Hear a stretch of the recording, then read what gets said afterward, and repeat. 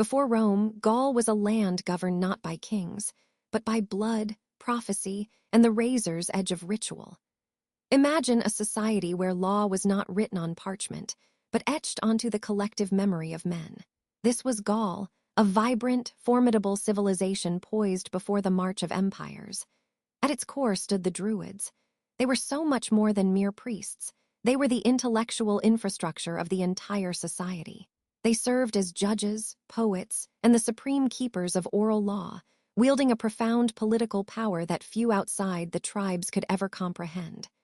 Their authority was rooted in knowledge, botany, pharmacology, and the deep, cyclical patterns of life and death. This knowledge was often kept secret, passed down through intricate rituals performed in sacred groves and at powerful natural conduits like springs and hilltops. Their understanding of the world was profoundly animistic. They believed every river, every ancient tree, every boulder pulsed with spiritual life. This deeply ingrained cosmology meant that the world was not simply observed, it was negotiated. The Druids were the navigators of this spiritual landscape, guiding their people through cycles of prosperity and scarcity. They were also the astronomers, integrating celestial movements into their holy calendar, ensuring that seasonal festivals and agricultural rites aligned perfectly with the gods' favor.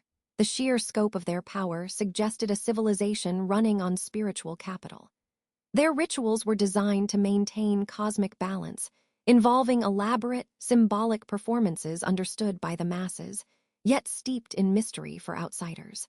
They taught their people how to appease the divine mandate, to ensure the favor of the forces that governed life itself. Their power, therefore, was both spiritual and intensely political, making their eventual encounter with Roman might not just a military clash, but a devastating collision of belief systems. In ancient Gaul, nothing was casual. Every alliance, every oath, every promise, it was bound by blood. The concept of the blood pact was not merely a solemn handshake. It was a binding legal and spiritual contract, enforced by the gods themselves. These pacts solidified tribal alliances, forming temporary, powerful networks of shared destiny.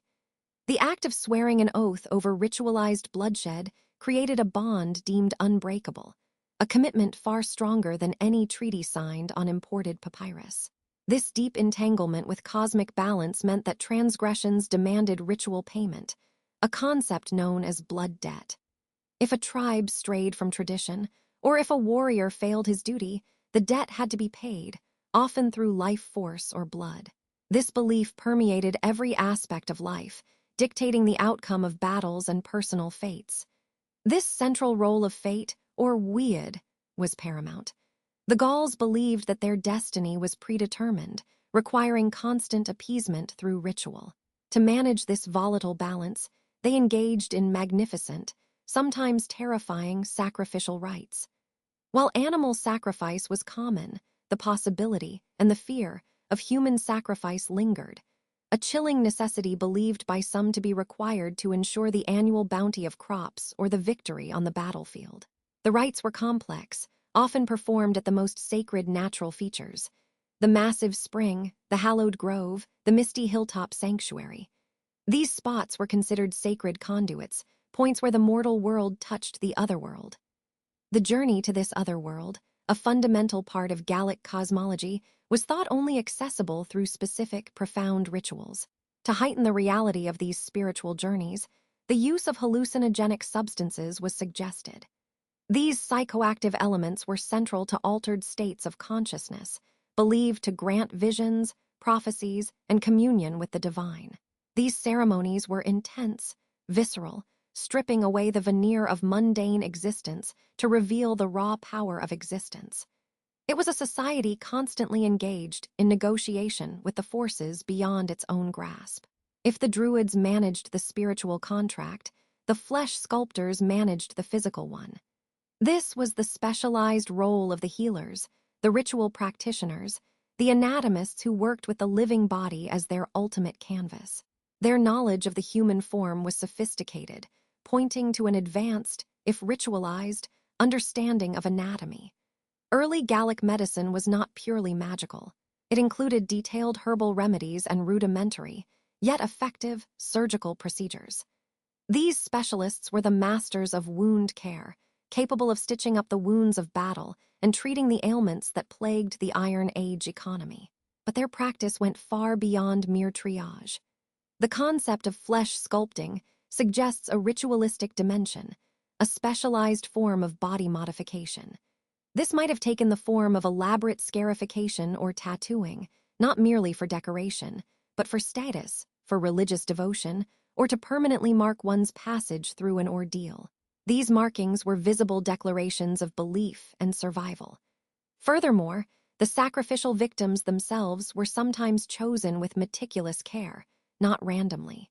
They were selected based on their perceived purity, or critically, their ability to serve as a mediator between the human and the divine realms.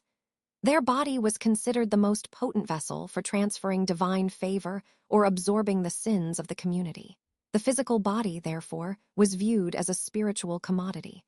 This culminated in an economy of belief. The Iron Age economy, driven by advanced agriculture, supported a complex ritual class system. Artifacts recovered from Gaul showcase this incredible industrial sophistication. Advanced bronze and iron casting were central not only to tools, but to elaborate ritual objects, confirming the material weight of their spiritual lives. The sacred tools, ceremonial knives, specialized bone implements, were designed for specific, non-daily ritual contexts, serving as conduits between worlds.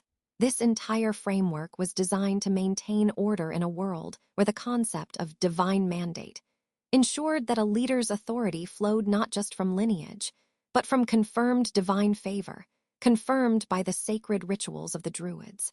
The Gauls understood that life was merely a transition, a temporary sojourn before the grand journey to the otherworld. Their understanding of death was perhaps the most enduring and profound reflection of their belief system. The elaborate burial practices they employed were not merely acts of disposal. They were carefully constructed blueprints for the afterlife. Each detail, the precise body positioning, the placement of specific grave goods, spoke volumes about their deep cosmology. These artifacts filled the graves, provisions for the soul's eternal journey. The deceased required sustenance, tools, and symbols to navigate the perilous border between worlds.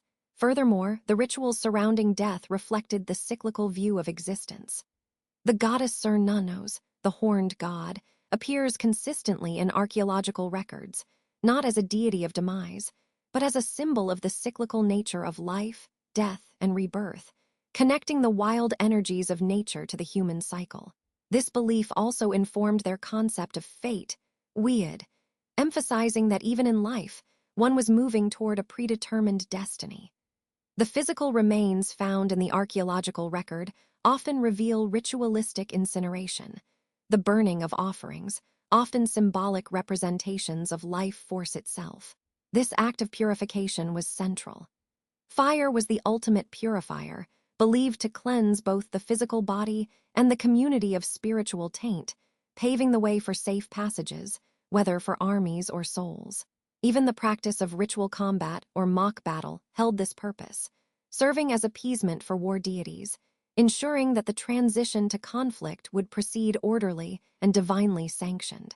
It was a breathtakingly complex worldview, where every action, from casting metal to receiving a tattoo, was an act of profound spiritual bookkeeping. They were a civilization constantly managing their cosmic balance, acknowledging that life itself was a continuous, precarious negotiation with the powers that governed the unseen. If you want to uncover more of history's darkest secrets, make sure to subscribe and hit the notification bell. Next week, we journey into the forbidden rituals of Viking longships and the mysteries of the North Sea.